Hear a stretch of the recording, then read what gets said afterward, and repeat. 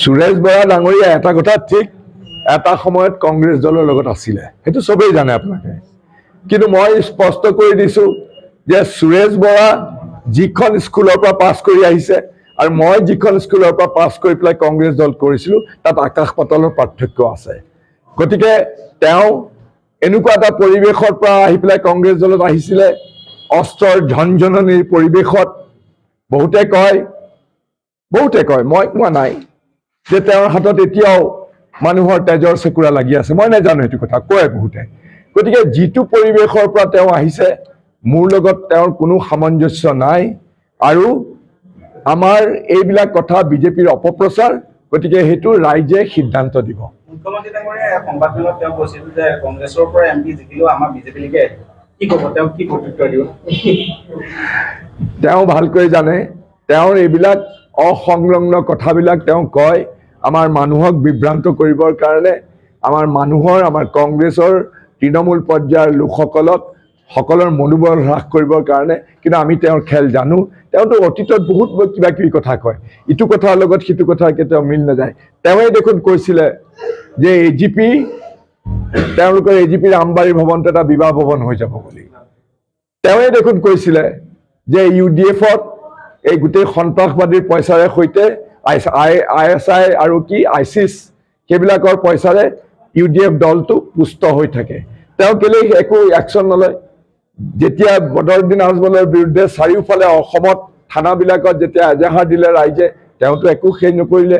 গতিকে স্পষ্টভাৱে তেওঁলোকৰ মাজত গভীৰ বুজাপৰা আছে আৰু সমাজক বিভাজন কৰাৰ তেওঁলোকৰ যিটো নীতি, সেই নীতি তেওঁলোকে চলাই সাধাৰণ মানুহক বিভাজিত কৰি সাধাৰণ দুখীয়া মানুহৰ ওপৰত তেওঁলোকে অত্যাচাৰ চলায় আৰু হিংসা, বিদ্বেষ, ঘৃণা আৰু বৈষম্যৰ বীজ বাষ্প ছটিয়াই আমাৰ অসমৰ গোটেই পৰিৱেশ তেওঁলোকে বিষাক্ত কৰি তুলিছে।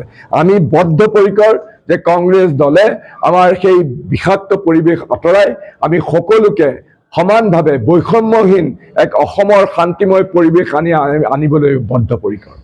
তেওঁ সদস্য আছে, তেওঁ কেলে ৰিজাইন দি পেলাই তেওঁ কেলে বিজেপি দলত যোগদান নকৰে?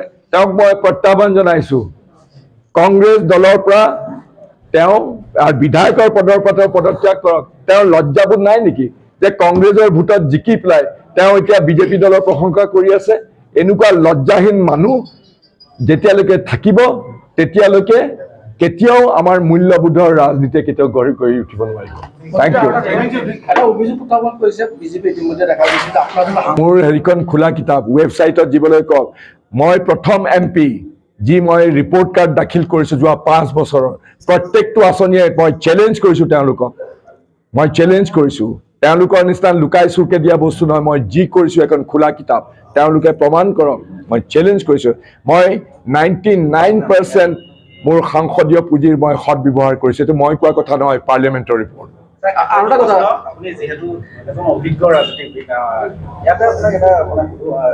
মই হিমন্ত বিশ্ব শৰ্মা নহয়। বহুতে কয় যে তেওঁৰ EVM জানে, কিবা কিবি বহুত ধৰণৰ কিবা কিবি কৰে, সেইকাৰণে তেওঁ কৈ দিয়ে 3 লাখ ভোটত জিকিম, 4 লাখ ভোটত জিকিম, অমুকটা চিট পাম। কিন্তু অসমৰ জনসাধাৰণৰ ওপৰত আমাৰ অটল বিশ্বাস আছে, অফুৰন্ত আস্থা আছে। গতিকে অসমৰ জনসাধাৰণে আমাক সিদ্ধান্ত ল'ব। আৰু মই কিন্তু হেলাৰঙে এটা কথা ক'ব পাৰোঁ, যোৱাবাৰ আমি যিকেইখন আসন পাইছিলোঁ তাতকৈ বহু গুণে, অন্ততঃ কেইবাটাও গুণ আমি বেছিকৈ আসন পাবলৈ সক্ষম হ'ম। কাৰণ কংগ্ৰেছ দল বৰ শক্তিশালীভাৱে এইবাৰ নিৰ্বাচনত পুনৰ আত্মপ্ৰকাশ কৰিব। ধন্যবাদ, থেংক ইউ। খোজোঁ এই যে বিজেপি দলৰ যিবিলাক মুছলমান লোক কিবা কিবি এইবিলাক যোগদান কৰিছেনে? আমাৰ কৰিছে নহয়। আমাৰ নুৰুল হুদা চাহাবে কৈছে যে সমাজৰ আটাইতকৈ 2 নম্বৰী যিবিলাক মানুহ আছে, সুদখোৰ, এই বেলেগ বেলেগ 2 নম্বৰী কাৰবাৰ কৰা মানুহবিলাক বিজেপি দলত জইন কৰিছে। আমি চবেই জানো যে বিজেপি দল এটা ৱাশ্বিং মেচিন। বৰ্তমানৰ মুখ্যমন্ত্ৰীজনে দেখোন কংগ্ৰেছৰ পৰা গৈ পেলাই, কংগ্ৰেছত থকা দিনত বিজেপিয়ে তেওঁৰ ঘৰ ৰেইড কৰিছিলে, তেওঁৰ যিটো চেনেল আছে চেনেলৰ অফিচ ৰেইড কৰিছিলে, বাৰে বাৰে কলিকতালৈ মাতি নিছিলে ৰেইড কৰি পেলাই জেৰা কৰিবৰ কাৰণে। যি মুহূৰ্তত তেওঁ বিজেপি দলত যোগদান কৰিলে, তেওঁ ধোঁৱা তুলসী পাত হৈ পৰিলে। গতিকে তেনেকৈ ধোঁৱা তুলসী পাত কৰি পেলাই তেওঁ, কিন্তু এটা কথা ঠিক যে এই নিৰ্বাচনত তেওঁলোকে যিটো কয় যুগলবন্দী বুলি কয় নহয়, বিজেপি আৰু UDF যুগলবন্দী কৰিছে। সেইকাৰণে বিজেপি দলত যিসকল মই স্পষ্টভাৱে শুনিছোঁ, মোৰ লগত অডিঅ' ক্লিপো আছে, যিসকল বিজেপি দলত মুছলমান ব্যক্তি আছে তেওঁলোকে আকৌ UDFক ভোট দিবৰ কাৰণে ভিতৰুৱা ঠাইবিলাকত তেওঁলোকে প্ৰচাৰ চলাই আছে। তাৰমানে কি? তেওঁলোকেতো তাৰমানে কি একেলগে তেওঁলোকে কাম কৰিছে আৰু কংগ্ৰেছৰ প্ৰাৰ্থীক পৰাজিত কৰিবৰ কাৰণে এই দুইটা সাম্প্ৰদায়িক দলে একেলগে হাত মিলাই পেলাই কাম কৰি আছে। এইটোতো স্পষ্ট কথা। আমি ক'ব নালাগে ন, মই নতুনকৈ কিবা সাজি কোৱাটো দৰকাৰেই নাই। অসমৰ মুখ্যমন্ত্ৰী ডাঙৰীয়াই নিজেই দেখোন আপোনালোকৰ মিডিয়াত আপোনালোকে চাবচোন, তেওঁলোকে স্পষ্টভাৱে অন ৰেকৰ্ড কি বুলি কৈছে, বধু ভাই বুলি কৈছে, যে বধু ভাই মোৰ কথা মতে উঠা বহা কৰে, মই যিটো কওঁ বধু ভাই এইটো মানি লয়। আৰু সেইটোতো স্পষ্ট কথা। UDF দল তেওঁলোকে অসমৰ সাধাৰণ ধৰ্মীয় সংখ্যালঘু ৰাইজৰ UDF দলে কেতিয়াও মংগল সাধন কৰিব নোৱাৰে আৰু কৰিব নোখোজে। তেওঁলোকে নিজেই কৈছে যে তেওঁলোকে এটা ব্যৱসায়িক দল। তেওঁলোকে অসম চৰকাৰ, অসমৰ বৰ্তমান মুখ্যমন্ত্ৰীৰ নিৰ্দেশ মতে তেওঁলোকে প্ৰত্যেকটো সিদ্ধান্ত লয়। আৰু সকলোৱে জানে UDF দলে আজি নগাঁৱত যদি প্ৰাৰ্থিত্ব দিয়ে কাৰোবাক, যিজনক দিব তেওঁ ভালকে জানে যে তেওঁলোকে নগাঁৱত কেতিয়াও নিজিকে। তেওঁলোকে প্ৰাৰ্থিত্ব দিয়ে কংগ্ৰেছৰ প্ৰাৰ্থীজনক পৰাজিত কৰিবৰ কাৰণে। গতিকে তেওঁলোকে বিজেপিৰ এজেণ্ট বুলি সাধাৰণ দুগ্ধপোষ্য বালকেও জানে আজি অসমত। গতিকে ৰাইজে, সাধাৰণ ৰাইজে সকলো জানে আৰু ৰাইজে নিশ্চয় এই বিষয়ে সিদ্ধান্ত দিব। সমষ্টি পুনৰ্নিৰ্ধাৰণৰ পিছত ৰাইজৰ মাজত মানে এটা চৰ্চিত বিষয়, আপুনি ক'ৰবাত অকলশৰীয়া হৈছে নেকি? কি জনাব? মুঠেই হোৱা নাই। অকলশৰীয়া কেনেকে হ'ম? মোৰ সোঁৱে বায়ে আমাৰ কংগ্ৰেছ পৰিয়ালৰ সকলো মোৰ লগত আছে। এইটো যিটো অনুভূতি, সেই অনুভূতি নিশ্চয় আপোনালোকে মোৰ মুখমণ্ডলত প্ৰকাশ পাইছে। মই অকলশৰীয়া কেতিয়া আছোঁ? মই যেতিয়া প্ৰাৰ্থিত্ব পালোঁ, ৰকিবুল হুছেইন ডাঙৰীয়াই ধুবুৰীৰ পৰা দৌৰ মাৰি আহিছে। আমাৰ শিৱামণি বৰাৰ লগত মই মিটিং কৰিছোঁ, আসিফ নাজাৰ লগত যোৱাকালি মই মৈৰাবাৰীত ঘূৰি ফুৰিছোঁ। গতিকে মই অকলশৰীয়া কেনেকে হ'ম? সকলো আমাৰ কংগ্ৰেছ পৰিয়ালৰ লোক মোৰ লগত আছে।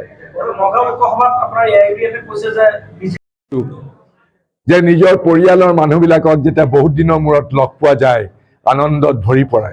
ৰূপহী মই বহুতবাৰ আহিছোঁ, কিন্তু মোৰ সংসদীয় এলেকাত আগতে ৰূপহী, ঢিং, চামগুৰি বা বটদ্ৰৱা সেই অঞ্চলৰ বা মৈৰাবাৰী, জুৰিয়া এইবিলাক অঞ্চল নাছিলে। এই অঞ্চলবিলাক মোৰ নতুনকৈ সন্নিৱিষ্ট হৈছে আৰু ময়ো অতি সংবেদনশীলতাৰ সৈতে আমাৰ এই এলেকাৰ ৰাইজৰ লগত জড়িত হৈ সুখে দুখে এই ৰাইজৰ লগত জড়িত হোৱাৰ কাৰণে মই তেওঁলোকক আশ্বাস দিছোঁ আৰু পণ বান্ধি লৈছোঁ। দিল্লীৰ মুখ্যমন্ত্ৰী গ্ৰেপ্তাৰ আৰু সমাগত যিটো নিৰ্বাচন কিবা প্ৰভাৱ পৰিব নেকি গ্ৰেপ্তাৰৰ পৰা? নহয়, চাওক, দিল্লীৰ আপোনালোকে চাওক, এনেকুৱা অভূতপূৰ্ব ঘটনা ভাৰতত কেতিয়াও হোৱা নাই। এজন নিৰ্বাচিত হোৱা এজন মুখ্যমন্ত্ৰী, এবাৰ নহয় 3বাৰ 4বাৰকে নিৰ্বাচিত হোৱা এজন মুখ্যমন্ত্ৰী নিৰ্বাচন ঘোষণা কৰিছে। নিৰ্বাচন ঘোষণা কৰি এই নিৰ্বাচনৰ ঠিক প্ৰাক মুহূৰ্তত ৰাজনৈতিক উদ্দেশ্য প্ৰণোদিত হৈ ভাৰত চৰকাৰে, মোদী ডাঙৰীয়া, অমিত শ্বাহ ডাঙৰীয়াই যিটো এটা এনেকুৱা ধৰণৰ তেওঁলোকে ব্যৱস্থা লৈছে, সেইবিলাক কেতিয়াও গণতন্ত্ৰৰ সপক্ষে নহয়। গতিকে এইটো কথা ঠিক যে ৰাইজে যদিও নেশ্যনেল মিডিয়াৰ এক বৃহৎ সংখ্যক মিডিয়া বিজেপিৰ পকেটত সোমাই থাকে, কিন্তু সাধাৰণ ৰাইজ মূৰ্খ নহয়।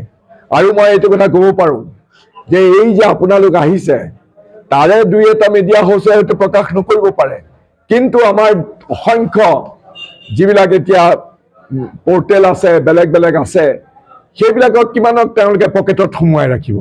এইটোৱে হ'ল চিলভাৰ লাইনিং। আৰু অল্টাৰনেটিভ মিডিয়া এইবিলাক সদায় ৰাইজৰ পক্ষত থাকিব বুলি মোৰ দৃঢ় বিশ্বাস, আৰু ৰাইজেও সিদ্ধান্ত গ্ৰহণ কৰিব। কৰিলে তেওঁলোকে অসম চৰকাৰৰ ওপৰত দায়িত্ব দিছে, পইচাটো কিন্তু ভাৰত চৰকাৰে দিয়াৰ সিদ্ধান্ত গ্ৰহণ কৰিলে। মই ভাবোঁ, মই বাৰম্বাৰ পাৰ্লিয়ামেণ্টত মিনিমাম ছাপোৰ্ট প্ৰাইচ দিয়া এই ধান ক্ৰয়, আমাৰ খেতিয়কৰ ধান ক্ৰয় কৰিবৰ কাৰণে যিটো সংগ্ৰাম কৰিছিলোঁ, সেই সংগ্ৰামৰ এটা ভাল ফল পোৱা গৈছে।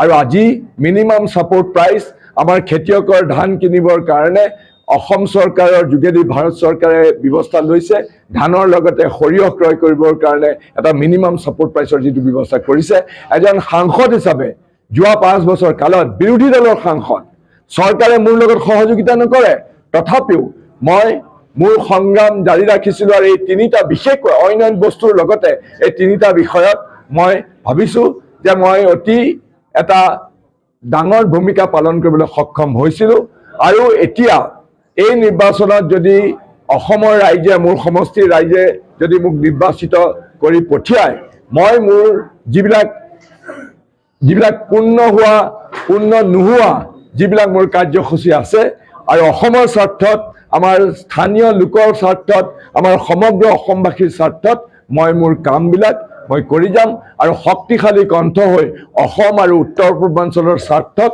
সদায় মই মাত মাতি যাম সংগ্ৰাম কৰি যাম আৰু মই শক্তিশালীভাৱে আমাৰ সমস্যাবিলাকৰ অৱতাৰণা কৰিম আৰু মই বিচাৰিম যাতে অসম আৰু উত্তৰ পূৰ্বাঞ্চলৰ স্বাৰ্থত সদায় ৰক্ষণাবেক্ষণ দিয়া হয় গতিকে এইবাৰ মই কংগ্ৰেছ দলৰ হৈ পেলাই মই আকৌ মোৰ প্ৰাৰ্থিত্ব আগবঢ়াইছোঁ আৰু মোৰ সৌভাগ্য যে মোৰ লগত আমাৰ কংগ্ৰেছ পৰিয়ালৰ সকলো আছে আমাৰ ৰকিবুল হুছেইন ডাঙৰীয়াও আছে আমাৰ নুৰুল হুদা ডাঙৰীয়াও আছে আমাৰ শিৱামণি বৰা ডাঙৰীয়ানী আছে আমাৰ আসিফ নাজাৰ ডাঙৰীয়া আছে আমাৰ নতুন সমষ্টি এতিয়া জিত আছে সকলোৱে মোৰ লগত সহযোগিতা কৰিছে আৰু আমাৰ কংগ্ৰেছ দলৰ সম্পূৰ্ণ পৰিয়ালে সকলোৱে সহযোগিতা কৰিছে আৰু আমি সকলোৱে পণ বান্ধি লৈছোঁ যে আমি অসমত অন্ততঃ আৰু ভাৰতবৰ্ষৰ অইন জেগাৰ লগতে আমি কংগ্ৰেছৰ পতাকাডাল অতি শক্তিশালীভাৱে আমি অসমৰ বুকুত ৰোপণ কৰিব পাৰিম এয়াই হ'ল আমাৰ ক'বলগীয়া